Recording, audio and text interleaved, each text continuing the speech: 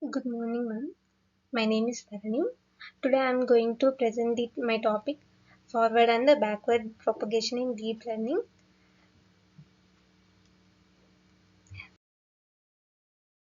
This topic is very important because it explains how neural networks actually learn from data. Without these processes, a model cannot improve its performance.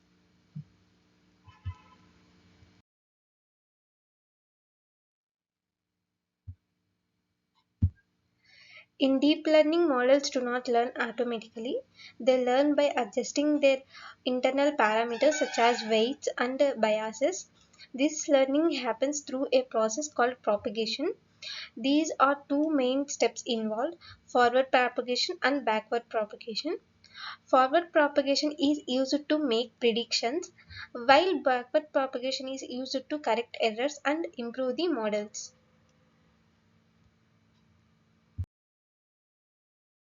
Propagation. Forward propagation is the first step in training a neural network. In this process, input data is passed through different layers of the network. Each neuron performs a calculation.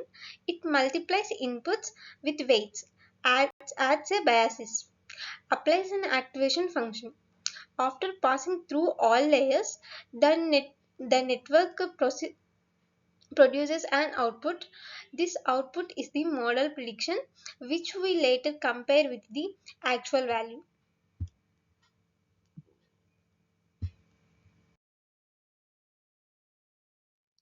Components of the forward propagation. Forward propagation consists of three main components. First, the input layer, which receives the raw data. Second, the hidden layer, where most of the processing happens using weights and activation functions.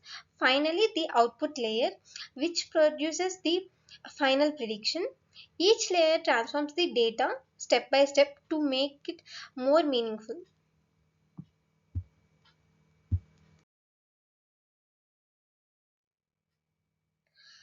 Next, what is backward propagation? Backward propagation is the second step and it is used for learning. After getting the output, we calculate the error using a loss function. Then this error is sent backward through the network.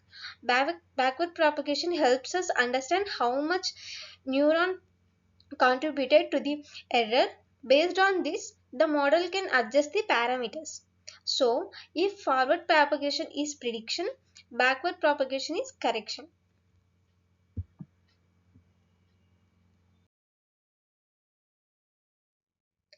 Role of loss function.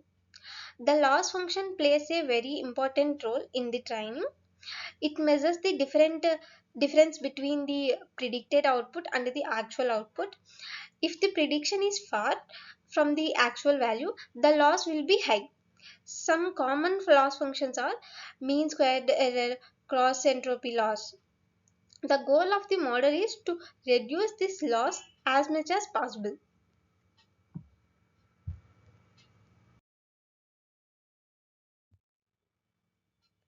During backward propagation, gradients are calculated. Gradients show how much each weight affects the loss. They are computed using a mathematical concept called the chain rule.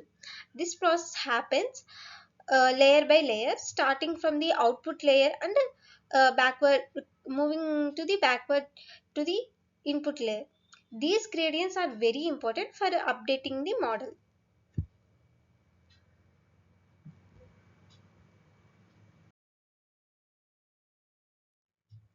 Updating the parameters. Once gradients are calculated, we update the weights using a method called gradient descent. In this method, weights are adjusted in the opposite direction of the gradient to reduce the error. The learning rate controls how big the update step is. If it is too small, learning is slow. If it is too large, the model may become unstable.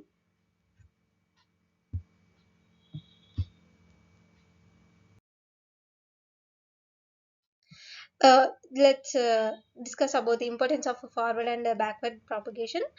Forward and backward propagation are very important because they allow neural networks to learn from the data. They help the model identify patterns, improve accuracy, and make better predictions over time. Without these processes, deep learning models cannot function properly.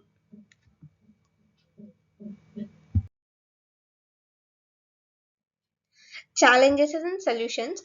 While training while training deep networks, some challenges may occur. Two common problems are vanishing gradients, exploding gradients. These problems can slow down or stop learning. To solve them, we use technique like a proper weight initialization, normalization, advanced optimizers like ADAM.